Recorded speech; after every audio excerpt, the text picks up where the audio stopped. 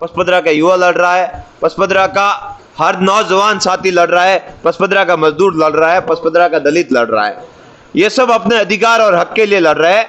2023 का जो चुनाव है पचपदरा का, वो खाली विधायक बनाने का नहीं है, वो व्यवस्था परिवर्तन करने का है। एक आजादी का चुनाव है, एक क्रांति का चुनाव है, एक नए पचपदरा के निर्माण का चुनाव है। और जब जनता चुनाव लड़ती है तो अच्छे अच्छे गपिंदा खाते हुए जाते हैं, ये ध्यान रखें।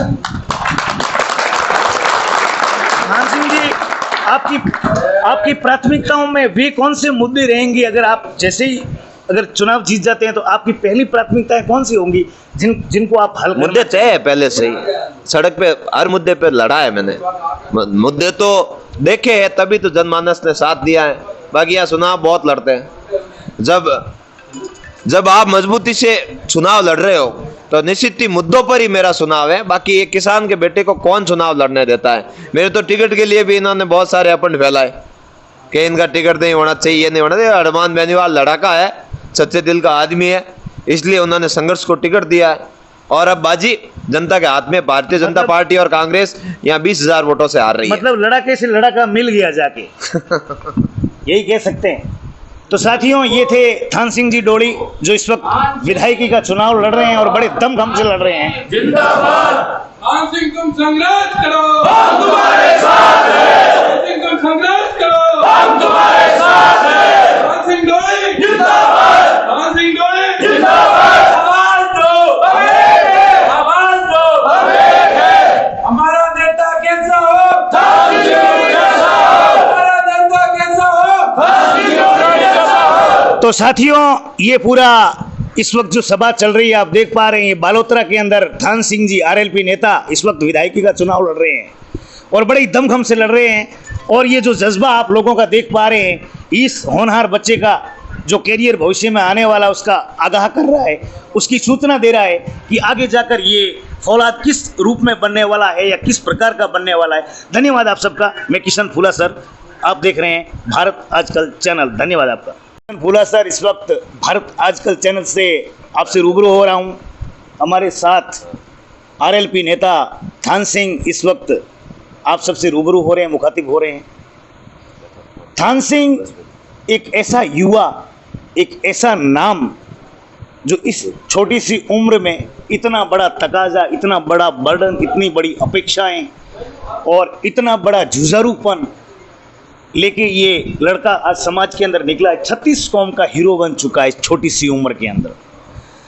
जिस उम्र में बच्चे क्रिकेट का बैट लेके गलियों के अंदर खेलते हैं, उस वक्त ये लड़का आज राजनीति की पिच पे खेल रहा है। लगता होगा कुछ लोगों को हार और जीत का डर, लेकिन यहां डर जैसी कोई चीज नहीं है।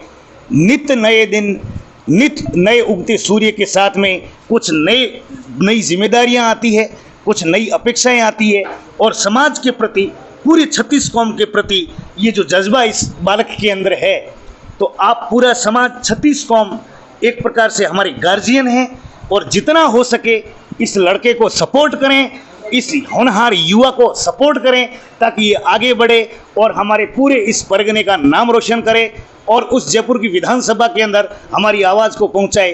थान सिंह डोली इस वक्त हमारे साथ मौजूद है, मैं उनसे कुछ प्रश्न करूंगा। थान सिंह जी, इतनी छोटी उम्र में आपने ये राजनीति में आने का और इतना बड़ा बर्डन उठाने का किस तरह से विचार आया आपके दिमाग में, आ हिम्मत कैसी आई आपके अंदर? राजनीति में आया नहीं हूँ, लाया गया है। ये सामने जो विराजमान है, इन 36 कौम के युवाओं द्वारा, बुजुर्गों द्वारा, किसानों द्वारा, जवानों द्वारा इनकी मांग थी समय के अनुरूप। हमारे यहाँ पर भी गंगानगर, बीकानेर, हनुमानगढ़ और नागौर की तर्ज पर कोई लड़ाया लड़े और हमारी आवाज़ को उठाए, क्योंकि यह राजनीति के पुराने धुरंधरों ने राजनीति को एक वंशवाद और पूंजीपति और भ्रष्टाचार तक ही सीमित कर दिया था। थान सिंह जी, आप इतने बड़े करोड़पति घर से भी नहीं आते, आप एक बहुत बड़े राजनीतिक परिवार से भी नहीं आते, आप एक सामान्य किसान परिवार से आए हैं, फिर भी इतना जज्बा, इसकी क्या प्रेरणा हो सकती है? इसके पीछे के क्या कारण हो सकते हैं थान सिंह जी? देखो, जब मन के अंदर क्रांति की ज्वाला हो, जब क्रांति की उमंग हो, भगत सिंह के पूर्वज ऐसा थोड़ी है सब फांसी पे झूले थे, उनके अंदर देशभक्ति का जज्बा था। तो उन्होंने देश के लिए शहीद हो गए।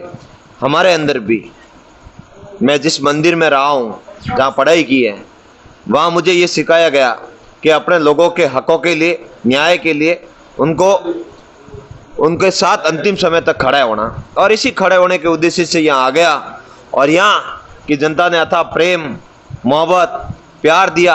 इस वजह से चल पड़े व्यवस्था परिवर्तन की लड़ाई में। हो रहा है। इस छोटी सी उम्र में इतना बड़ा जमावड़ा, ये एक कारवां आपके साथ में चल रहा है, बड़े बुजुर्गों का, युवाओं का, जवानों का, बच्चों का। कैसा महसूस होता है इस उम्र में, छोटी उम्र में जो आप स्नेह देख पा रहे हैं, ये सपोर्ट देख पा रहे हैं इस पूरे जन सैलाब के द्वारा, तो क्या महसूस करते हैं आप? महसूस यही होता है कि जिम्मेदारियां दिन ब दिन बढ़ रही है, कम नहीं हो रही है। और खुशी है कि मुझे प्यार देकर इतनी सारी जिम्मेदारियां दे रहे हैं। और आज ये जो जन सैलाब देख रहे हैं, एक तो बाकी नेता कई जगहों पर बसें भेजते, कई गाड़ियां देते, कई डीजल भराते, कई तरह तरह के प्रलोभन देते। यहाँ तो अब सुबह से पता नहीं है खाना किसी ने खाया या नहीं खाया है। मैं तो आज दिन में रैली के दौरान देख रहा था कई भाई बिस्किट और कुरकुरा खा के ही मामला चला रहे थे।